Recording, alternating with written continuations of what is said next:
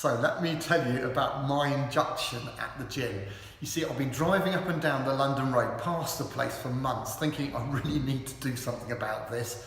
And finally, it's like autopilot almost. I was driving up the London Road one day. I wasn't planning to stop and go to the gym. Suddenly the car pulled over. I was driving, got out, up to the desk and went, I want to be a member. And they said, okay, what type of member? I said, I don't know, I want pay up front, 3 months. I thought, I need to commit to this because now I'm finally through the door, I just need to do this. And they said, right, okay, took the money, did the paperwork and said, we need to book your induction. So 2 weeks later, Reese and me, Reese is the personal trainer, the instructor, he sits down opposite me at the table in the gym for my induction and says, Peter, what are your goals? Now, I was a bit taken aback at this point. If I'm honest, I'd achieved all my goals. I got in there, I'd signed up, and I got to the induction class. I thought really it was his job from this point onwards to get me fit. He said, now come on, Peter, what are your goals? Where do you want to go with this? So I thought for a moment or two, and I thought, yeah, I have got some goals. I want to be a bit bendier. I don't think that's the word they normally use, but a bit bendier, a bit less puffy, and a bit fitter. Reese looked at me, waited for more, there wasn't any, and said, okay, induction over, let's do this. Now, the problem Reese had, well, he didn't have a problem, the problem was me. The problem I had was I just lacked imagination. I didn't know what could be achieved. I couldn't see what I could be like in a few months or a year's time.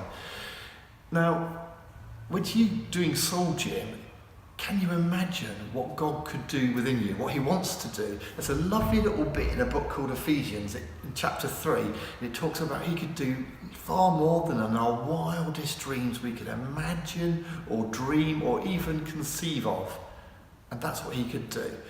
Now, I just couldn't imagine what could be achieved as I started going down the gym 2-3 times a week, and that's about 4 or 5 months ago. And I've still got a shed load of work to do and a long way to go, but I've started, I'm on the way. But I didn't have that imagination at the start, and perhaps Soul Gym, that might be the same thing. What could you imagine it could be like? Or better than that, what could God see that he could bring about in you? Another lovely little phrase in the Bible, take you back to the very first book, to the book of Genesis, and it describes 3 times, not once, but 3 times about us human beings that we're made in the image of God. Latin word for you, which they use for this, imago Dei. You and I are made in God's image. Not like we're the full-blown replica of God, but it does say something. I think it says these things. It says, oh, this whole Soul Gym, am I really up to it? What's the point? That tells us, if we're made in God's image, that we're deeply valuable. We have deep worth. But not just deep worth on our own, deep worth if we're made with some echo of God in relationship with him. So we relate to God. Not like animals, they're just animals. They think, oh, where's my next food? But we get to know God, and God gets to know us because he's put something of his image within us. And if he's put his image in us, then part of Soul Gym isn't just about me and getting better for myself. It's I get to be an image, a little mini Jesus, an image of God in his world.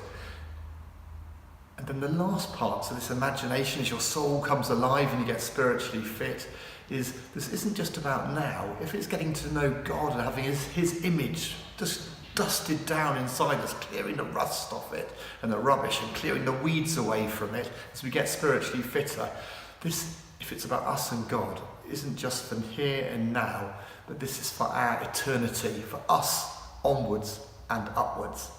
So, I lacked imagination in the gym. Reese helped me with my imagination over time, but perhaps this first induction of Soul Gym can help us imagine all that could be possible.